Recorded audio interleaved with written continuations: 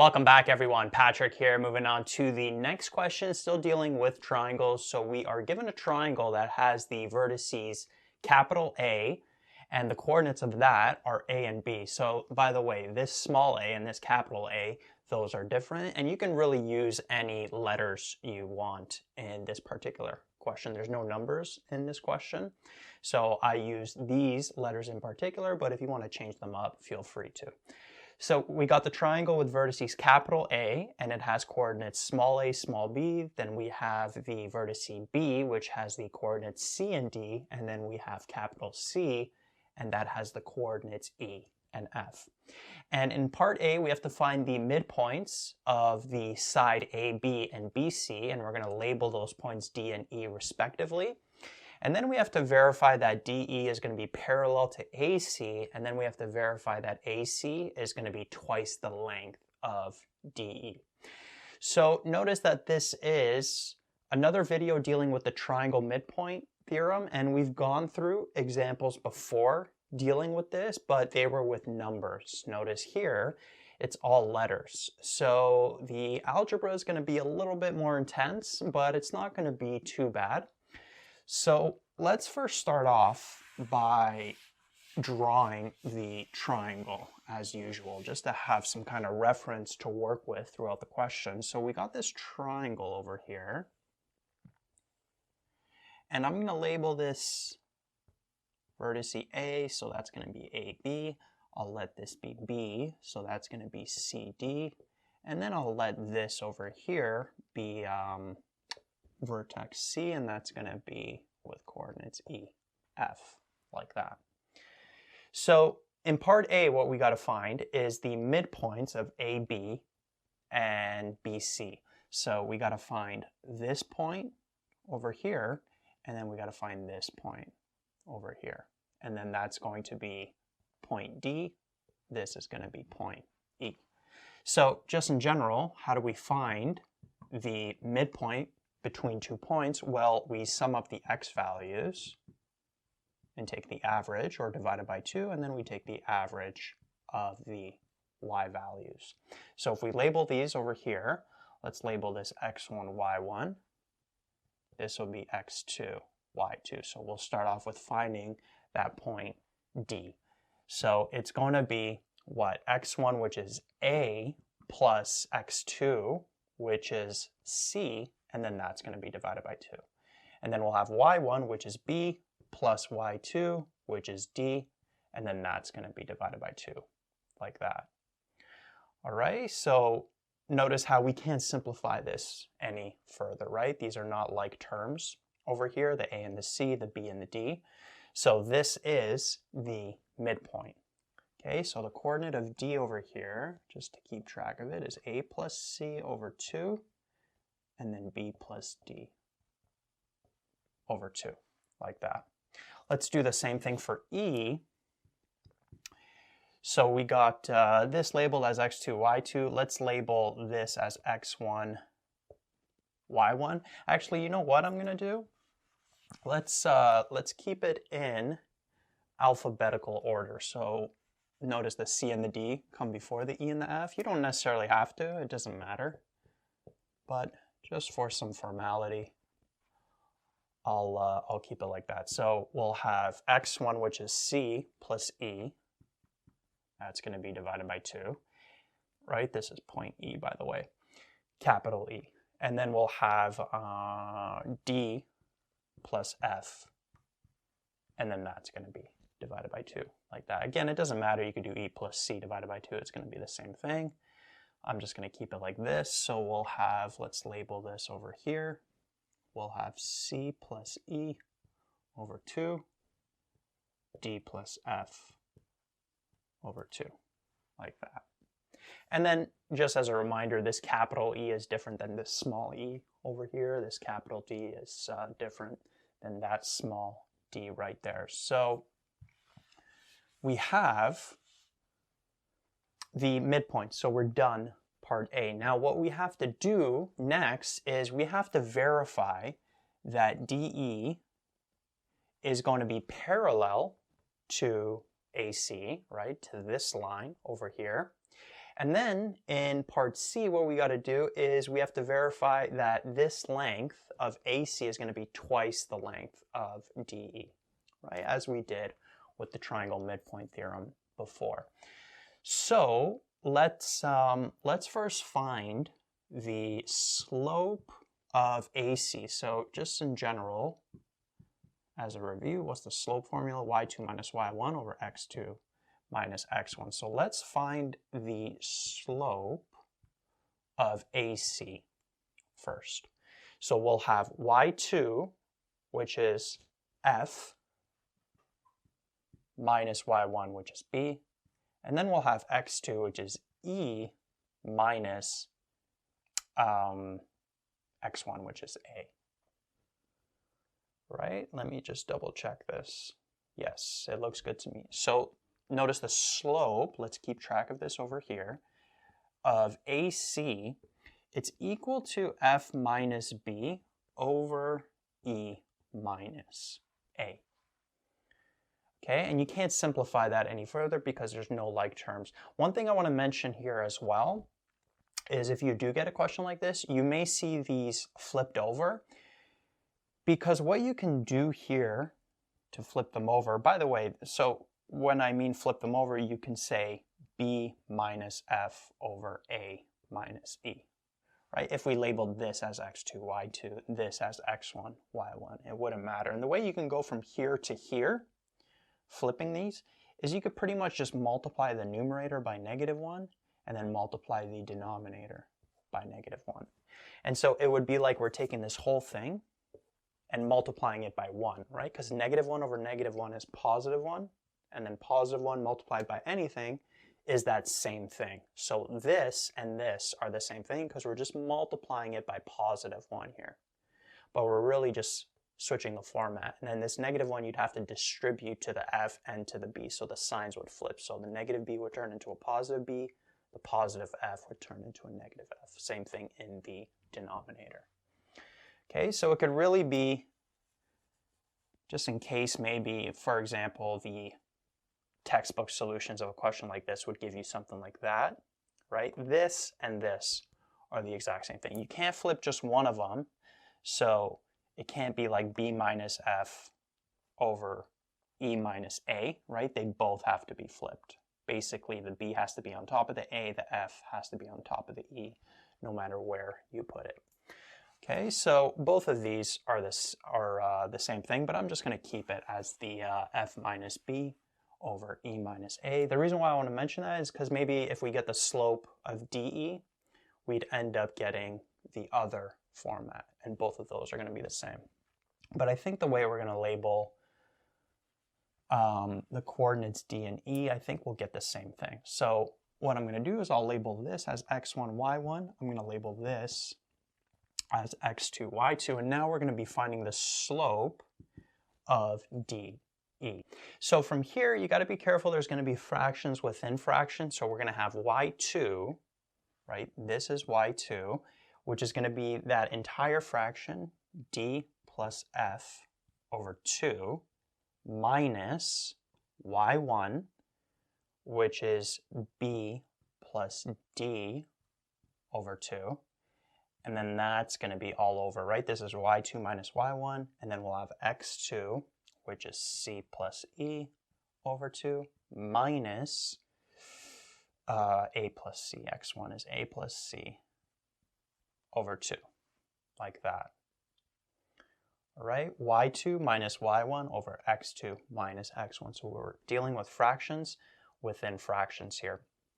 And so what's nice about these fractions is they already have a common denominator of 2, notice. So let's work with this numerator on this side. So we've got d plus f over 2 minus b plus d over 2, like that.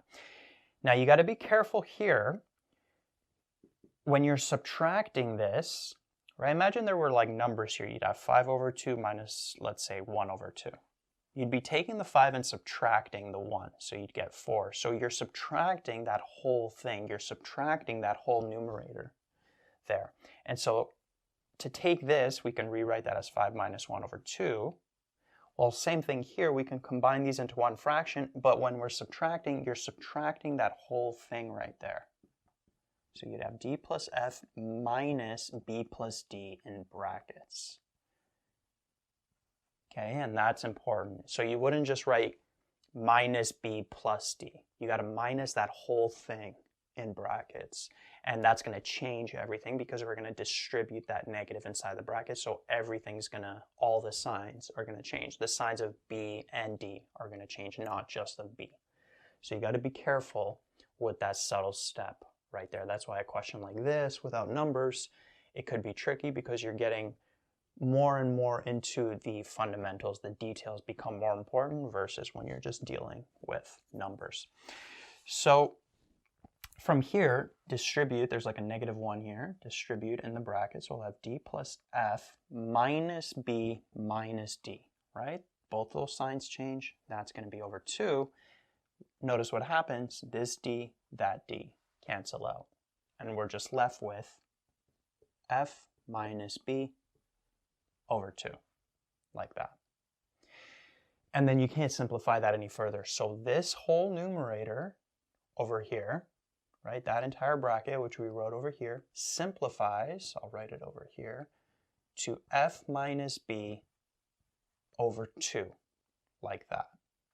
And now we're going to do the same thing with the denominator. So rewriting the denominator down here, we'll have c plus e over 2 minus a plus c over 2. Let's combine these into one fraction.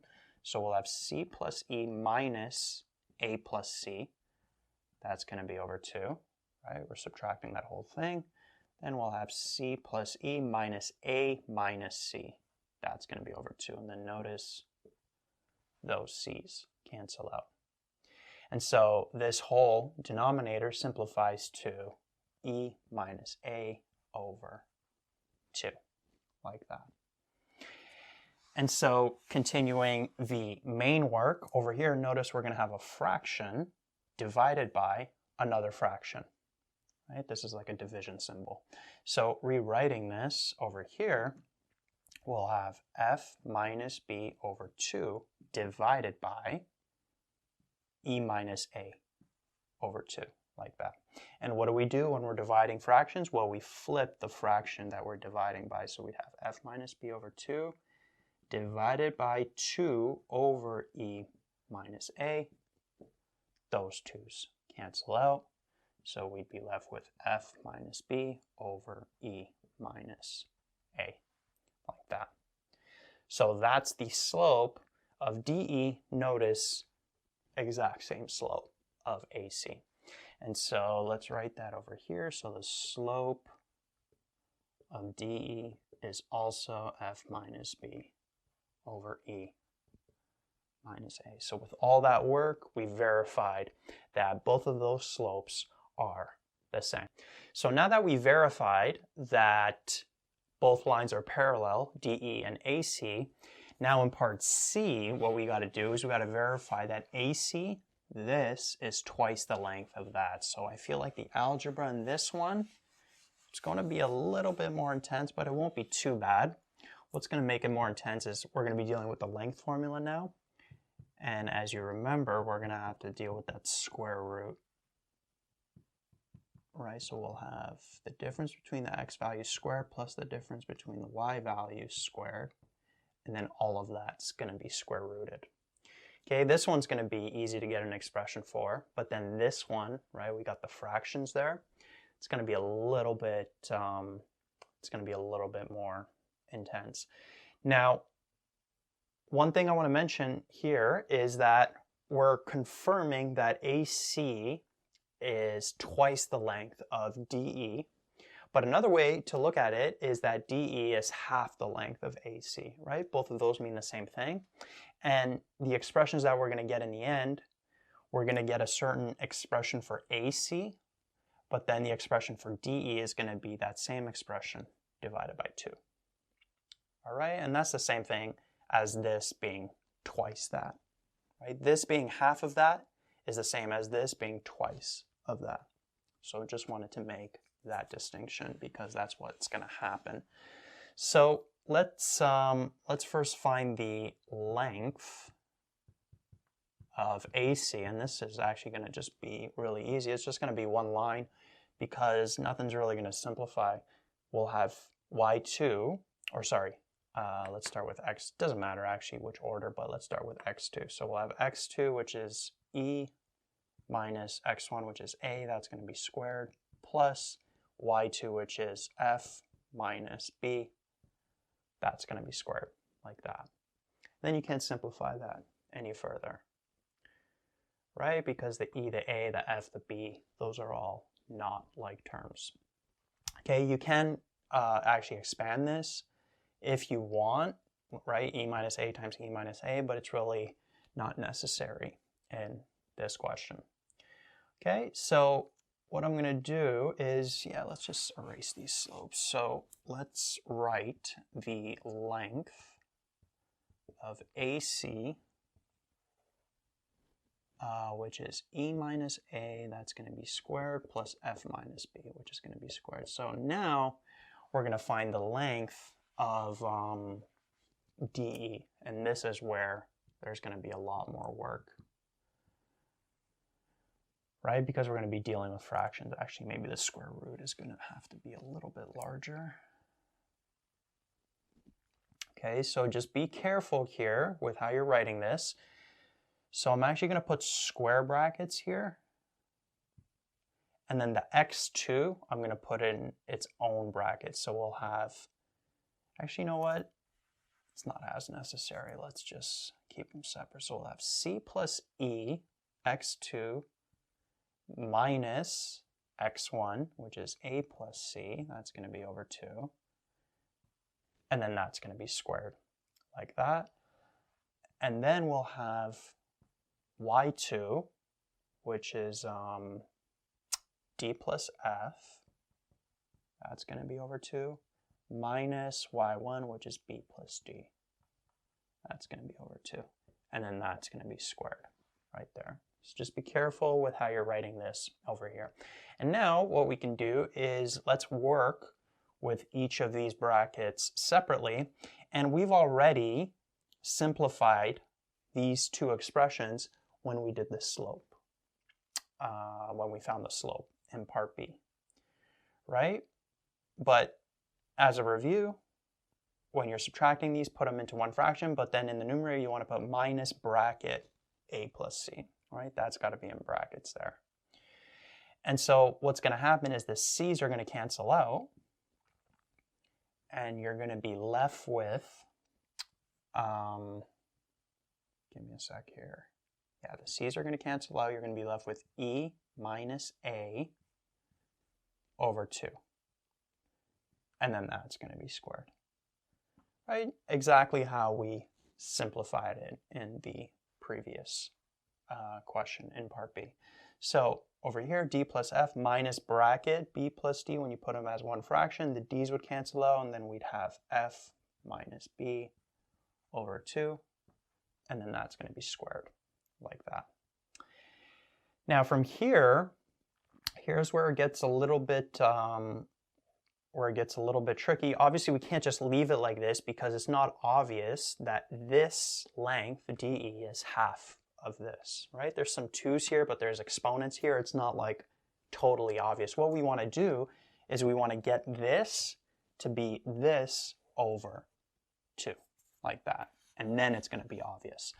So what we would do is, first off, when you have a fraction to the power of something, remember you could take that numerator to the power of that, and then we could take the 2 and make it to the power of that.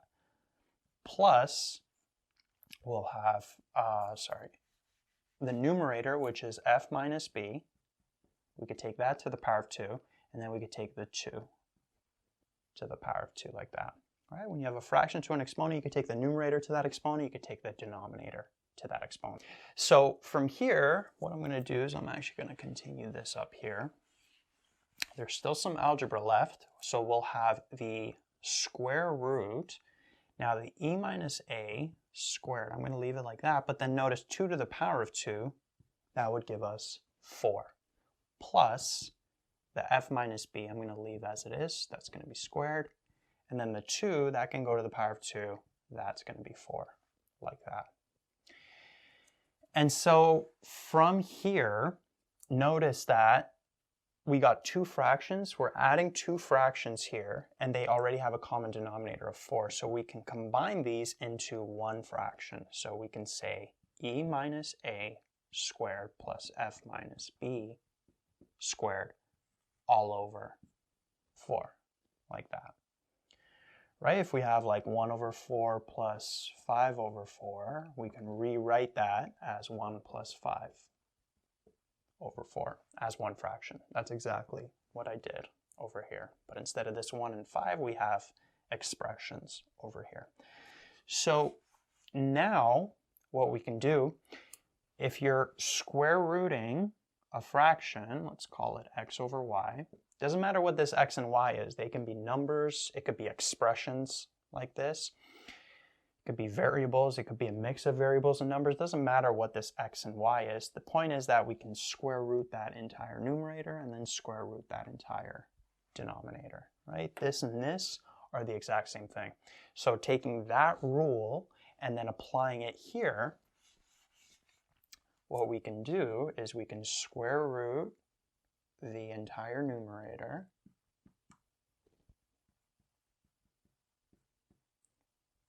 and then we could square root that entire denominator. And what's the square root of 4? Well, that's just going to be 2. And by the way, just want to mention this in case this question comes up in your mind. We have the square root and then we have a bunch of exponent 2's. You can't just, you cannot just cancel out those 2's like that. You could only cancel out the 2's if you have one thing. So if we had the square root of e minus a squared, well then that would equal e minus a.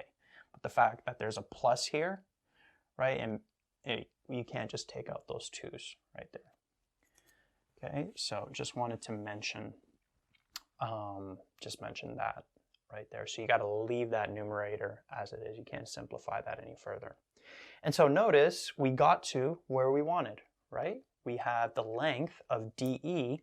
Notice how it's the length of AC, right? Notice that this numerator here is the same as this over here. So we can say that this numerator is the length of AC, and then we're dividing that by 2. So the length of DE, we proved it with all this algebra, that it's the length of AC divided by 2. And so from there, we're done part C. All right, so a little bit more intense when you're dealing with letters like this versus numbers, so I wanted to go over it. And yeah, we verified that DE is parallel to AC, and that AC is twice the length of DE, or DE is half the length of AC.